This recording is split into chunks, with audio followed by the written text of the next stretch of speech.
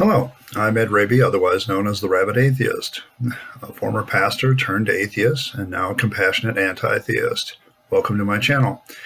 You're free to like or dislike the video, so please feel free to hit those buttons. Feel free to comment below, and I would appreciate it if you would subscribe to the channel and hit your notification bell for more content as it is released.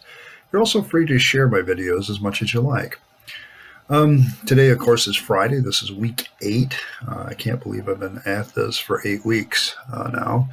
I developed a little bit of content, and I kind of appreciate the fact that some of you have stumbled upon it, as we'll discover today. And I want to thank you for some of the comments that have been coming. Friday's videos kind of depend on comments. I've got a few of them, 3 of them to address, actually. It's going to be an interesting little side note here. A couple trails to go down, I guess, today. I once again have to give a shout out to the Scapegoat Mechanism. I appreciate his comments on Pascal, and when I asked, about whether or not being published posthumously, it would be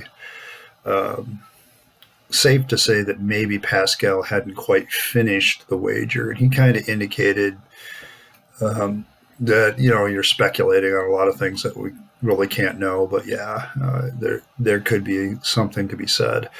I think, given his knowledge of mathematics, I think he would have looked at the whole wager thing and realized that maybe, just maybe, the probability, the dichotomy issue might be not exactly true.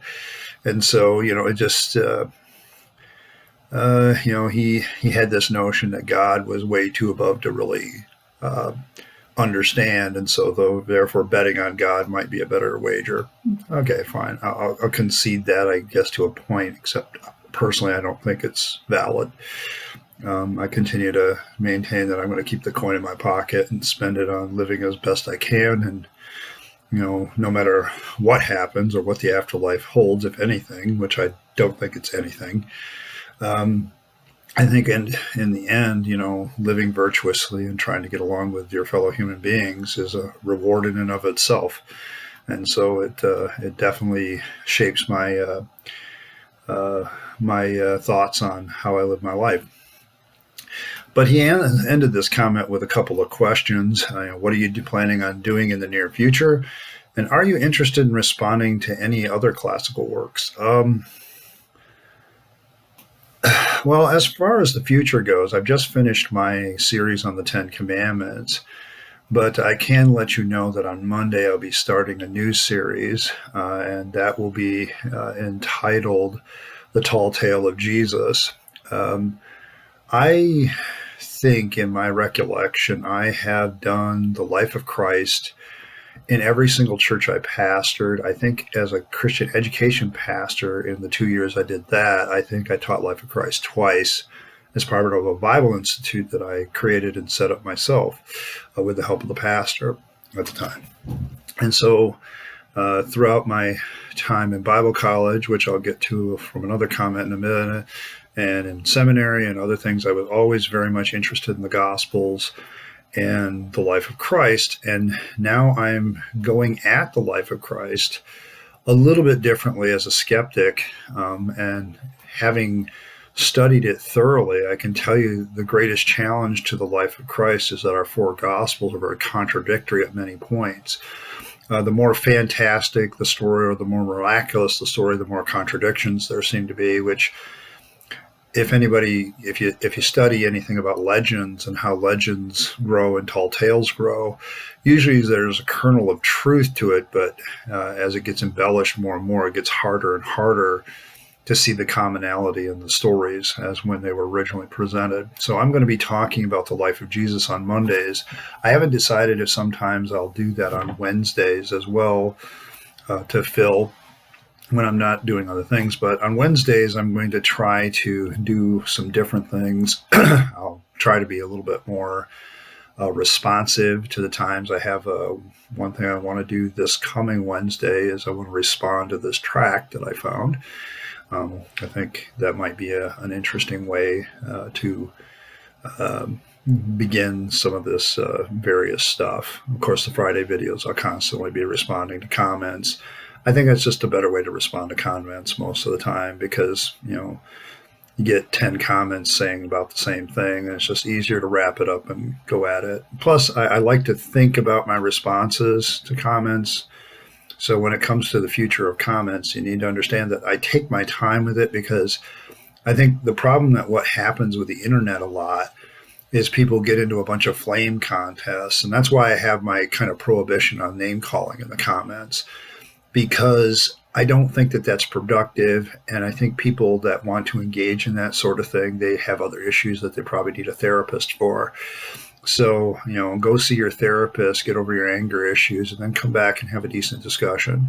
I'm not interested in creating a channel in the future that has a bunch of people arguing with each other that are basically doing a bunch of nah boo-hoo.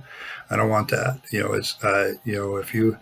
If you feel this desire to revert back to your 4-year-old child and be a kindergartner on the playground and all that stuff, this is probably not the channel for you. If you're interested in having some things where you think about some things, I'm going to try to give you some stuff to chew on. That's kind of where I'm at. Am I interested in responding to classical works? I think from time to time you'll see me respond to some of the classical arguments for God, because I pretty much find all of them wanting. And so therefore, that's why I don't really hold to a belief in God anymore. People ask me, just this week, to respond to another comment that kind of goes along with this, this idea of, what did I do before? Somebody came up to me and said, I heard you were once an ordained minister. And I'm like, yeah, I used to be an ordained minister. And now I'm a very happy atheist. And the guy responded, well, I'm a kind of an agnostic myself. And I think, for the purpose of this channel, you need to understand that I find that most agnostics, when I try to pin them down, they really are atheists when it comes to active belief in a God. They don't really believe in a God. So that would make them pragmatically atheists. When we talk about agnosticism, what we're talking about is epistemology, or how we understand and know things. And I think when you look at it, yeah, I can understand why some people are agnostics. I think it was Richard Dawkins who came up with a scale of 1 to 7 of how much of a theist and how much of an atheist are, with 1 being very theistic, absolute belief in God, and number 7 being an absolute belief in no God. I would probably sit with him at 6, because I always hold out the possibility that somebody can give me an argument for God that might be convincing, but so far, no dice. I pretty much abandoned almost all the other faiths because I considered them nonsense. And then once I began to apply that same criteria to my own faith, it became nonsense too. It's kind of like, I think it's the comedian Bill Burr that makes the comment, why did I think that, my story of the virgin birth and this kid that, turns water into wine and moonwalks on the water isn't weird, but I'll laugh at Scientology with its spaceships and stuff like that. And his observation, I think, is very true for a lot of us that have deconverted. That's what I was taught as a kid. And that's the thing about teaching kids this stuff. They don't have the minds to really grasp what you're talking about. And in goodness, a lot of people just go forward. But as far as, addressing the idea of whether I will address classical things, I read a lot of the classics in Bible college and seminary, and this kind of segues into my next comment a little bit. But I read very extensively when I was in Bible college and seminary different items of theology. I've read Augustine. I remember having arguments with Calvinists before, and they would say, well, you've never read Calvin. Yeah, I've read the Institutes of Christian Religion cover to cover. Yeah, it wasn't convincing to me. I was very much a free will Arminian type, and I just found Calvin not only to be his theology to be a little bit cold, but lacking any kind of humanity. But when you study the man himself, he's kind of an asshole. And, I, I would point that out to people. I'm like, if you buy your fruit, you will know them. Calvin doesn't have a lot of fruit. And as of being a compassionate Christian, his hypocrisy is well pronounced. He's like, well, we need to have tolerance. When he wasn't in power, he wanted tolerance and open discussion on theological issues. When he got control of Vienna and had power in Vienna, he was anything but tolerant. He even had somebody that he simply disagreed with theologically killed. So, yeah, just not a real good guy.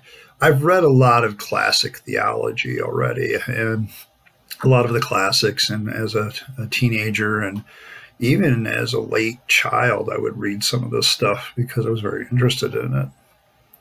I don't know if I'm going to respond to much. It may come up from time to time because it's going to come up from time to time. I'm very much, looking at other things now that I'm an atheist, and so I may revisit these from time to time. But I have a lot of interests, and so this channel is going to reflect that. But all those interests come back to a singular point that I'm an atheist, and how, as an atheist, do I reflect and look at the world today? That leads to the next comment. This comes from Sweaters in Harmony. I wanted to give a shout out to her for giving a comment. Her comment is this, and it's short enough that I can read the whole thing. It says, just stumbled on your channel the other day. I like your style. Well, thank you. You clearly know your stuff, and I love the matter-of-fact approach you take. Yeah, I don't really have a lot of time for speculation, I guess. And so I speak what's on my mind. I try to couch it in an understanding that I very much willfully know that I'm ignorant. But I think even when you're ignorant, you need to proceed with a little bit of confidence on what you do know. And that, I think, is very important. So I do take a very matter of fact. I kind of look at things and I go, yeah, well, no, I just don't see it. I had one time I had a friend describe my way of looking at things as, and this is back in the 80s and 90s and may still be true, but he says, you kind of look at every idea the way the English Parliament looks at a bill. It's meat for fodder. And there's probably some truth to that. I am very skeptical, and I always have been. So any idea that I come across, I immediately put through the ringer. And I attack it from every direction I can possibly think of. I look things up on the internet to attack them from other directions that I don't see. And if it still stands, if there's some value to it, then I'll value it and consider it further and see if it's useful. So I'm a very pragmatic person in the sense that if I don't think an idea has any good use, I just don't really have any use for it.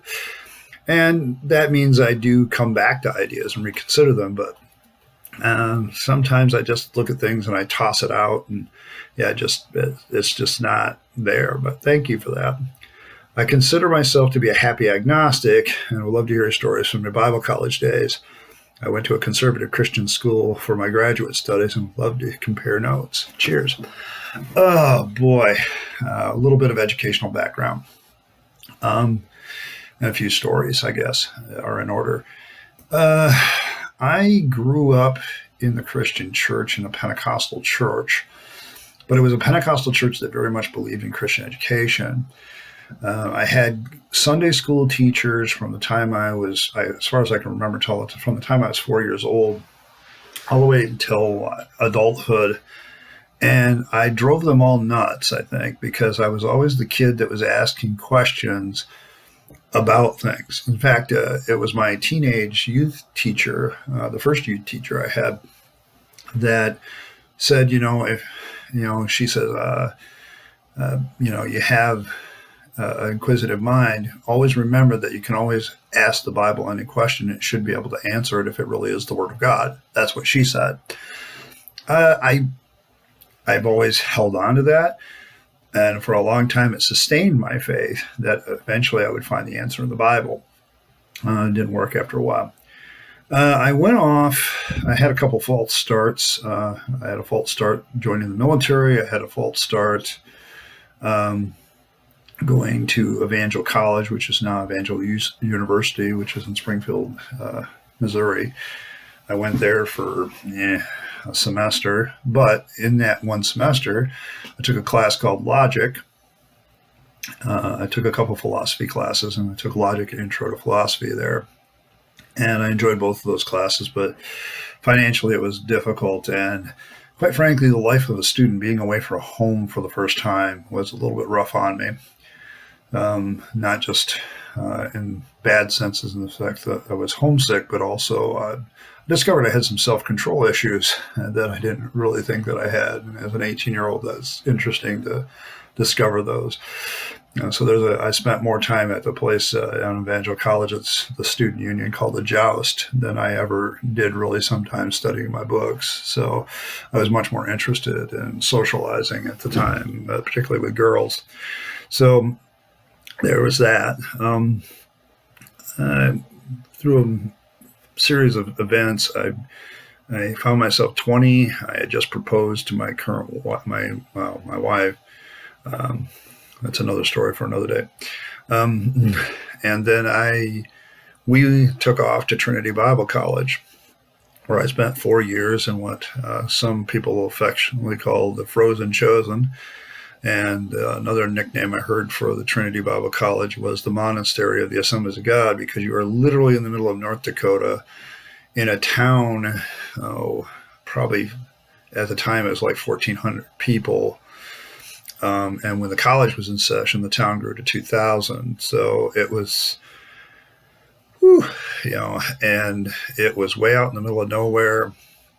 And it was cold in the winter. I mean, one time it got down to 80 below, and with the wind chill, it was 120 below. And yeah, I went to Bible college. I spent a lot of time indoors. All three of my children, two of my children were born there, and one of them was conceived there. So, when you look at the second two when they were born, you kind of get an understanding that the winters were cold. I'll just put it that way. And you found ways to keep warm. But in any case, what ultimately happened there at Bible college was that I was introduced to a subject called apologetics. And my apologetics instructor was a very good one in the sense that he came right out and said it. There's no absolute proof that your faith is true, but we can offer up all these historical proofs and evidence. And he was very much conscientious of what constituted good evidence. And so he would point out the shaky nature of some of the evidence that some apologists would use. And he simply said, I'm going to give you the tools to keep searching. And for that, I'm very grateful. He taught me a lot. I never really found out what happened to him. I went to look him up, and why I could find all my other Bible college instructors at the time, I couldn't find him. And I had to wonder, because he would always seem to be wrestling with certain questions that he couldn't answer. And, I had to wonder if maybe he was getting a little too skeptical to be an Assemblies of God boy.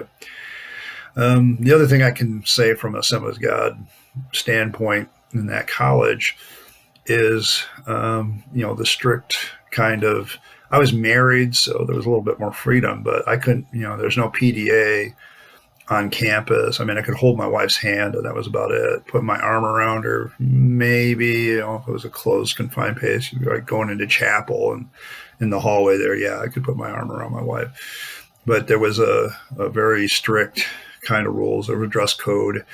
You couldn't wear jeans. For a long time, I don't think we could wear jeans until after a certain hour. My wife got in trouble once for going to get mail. She didn't even sign the student agreement, but they yelled at me about her coming at 9 o'clock in the morning with her jeans on to get her mail. So I said, well, I'll get the mail from now on, babe. I'll bring it home. And that's kind of the way it was.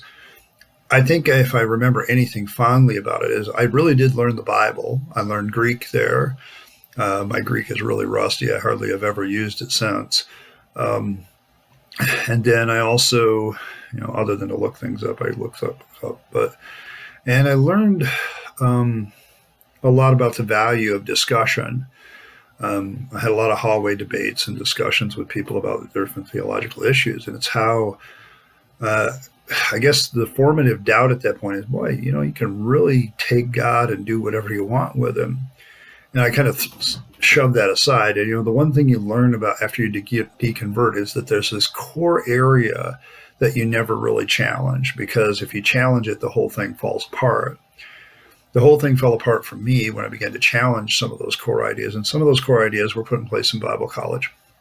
But my education wasn't over. I left there in 1993 after graduation, and I headed to Asbury Theological Seminary in Wilmore, Kentucky, where I graduated with a Master of Arts degree in Theological Studies in 1996. And as a young man fresh out of that environment, Asbury was a little different.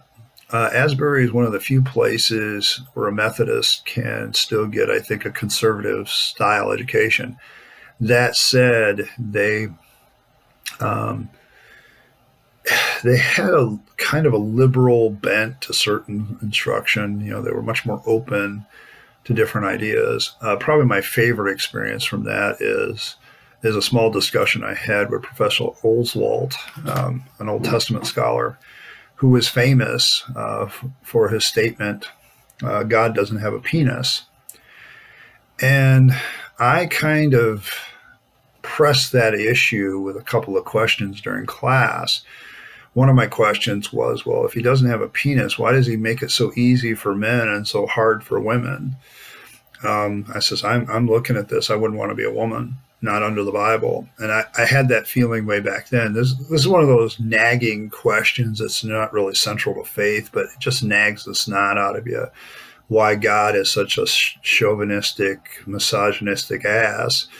And, I put it in stronger language back then. I'm like, dude, what? The other question that I think annoyed him more, though, was, well, then why did God, what exactly was circumcised on the 8th day with Jesus Christ? And he's like, well, apparently, if from a New Testament scholarship, God does indeed have a penis. But he had some really weird views, like, Jesus never touched himself or never looked down there or whatever. I said, that's pure speculation. You don't know anything. It wouldn't make him very human if he didn't take a leak now and then. And, do wonder about Jesus with all those women that were hanging around him that seemed to be single. Just saying. And so that's kind of my educational background. I could go into a lot more depth, other than to say that, very recently, I picked up a bachelor's degree in political science from Ferris State. And I'm going to say I enjoyed that degree far more than I did the other ones. I think it's because there was definitely a more open discussion on a lot of issues at Ferris than there ever was on my Christian campus. I think the real problem I have with Christian campuses and Christian seminaries is this. There's a definite wall of what you can ask and what you can't ask. And that becomes a real problem, because you end up keeping a lot of those questions to yourself. But I would say of all my educational experiences, the most significant one that led to my deconversion at the time and planted a lot of doubts in my head had nothing to do with my classroom experiences. It had everything to do with a friend of mine. We ended up being very good friends on campus. He introduced me to a science fiction writer by the name of Robert Heinlein. And it was Robert Heinlein reading his books, because Robert Heinlein is pretty clearly either agnostic or atheist or both. And he's definitely a libertarian by the end of his life. And so he had a profound influence on my thought back then, because he would ask questions that were very practical about God. And, I remember reading Stranger in a Strange Land and thinking to myself, wow, this is really good criticism of faith. And, it's those kind of doubts that I would harbor. I loved his writing, loved his style. The first book I read was Space Cadet, and I just fell in love with the way he did his style. Read Starship Troopers after that, read Stranger in a Strange Land, started going through his whole catalog. I currently, on my bookshelf, I've gotten rid of a lot of my books, Interestingly enough, I have my complete collection of Robert Heinlein that I've gathered over the years still on my shelf, with plans on reading them again. But I was introduced to that during Bible college because we were married students. We could have our own stuff in our own apartments, of course. Of course, they didn't want you to have porn or anything like that. If you got caught with some of that stuff, you'd end up in trouble. But none of that really happened. So in my case, though, just reading somebody outside the faith who had had more of a bent towards atheism and humanism, kind of shook me a little bit, and realizing that, I came to realize early, I guess, that being an atheist didn't make you immoral, that you could have a code even as an atheist. So I never really have ever bought the argument that if you're an atheist, you just don't have any morality. I just don't. We could argue I would argue back then whether they had a basis for having a morality, but I would never say that an atheist didn't have a moral code even back then. So that's one thing that began to stir, but that planted a lot of seeds of my doubt that later would grow up. And that's probably the most significant educational thing I did at Bible college. Probably the most significant thing I did at seminary was take a class called Mark English Bible, where you start to break down Mark, the Gospel of Mark, as a piece of literature. And you suddenly realize that it has its flaws. And the whole idea of infallibility and errancy begins to get shaken. That started to get shaken just from a class that basically made me break down a book of the Bible step by step, detail by detail. And when you begin to realize that the details conflict, you start to worry about how you're going to reconcile that and keep your faith. And so, oddly enough, despite the surrounding of faith, it's learning and studying of faith and learning and studying of Christianity. The more I studied it, the closer to atheism I got, and eventually I went over the edge. I suddenly began to realize that the Bible is just another book. And once you have that realization, you can never really go back. You suddenly realize, boy, there's just nothing there. And so, that's my educational background, how it probably influences to me my day. That's all I really have time for today. And I want to thank you. Welcome again to my channel. Comments, as you can see, have a way of influencing Friday's videos. I will respond to them when I can. You can always ask me a direct question anytime if you're looking to understand something. And most of the time, those make interesting discussions for Friday, too. Videos are usually uploaded Monday, Wednesday, and Friday. I don't tolerate name calling in the comments section, so be advised. Be sure to like, subscribe, and get your notifications. And hopefully I can someday convince you to be a rabid atheist like myself. In the meantime, this is Ed Rabyd, the Rabid Atheist, saying goodbye and good day and signing off. And have a great one.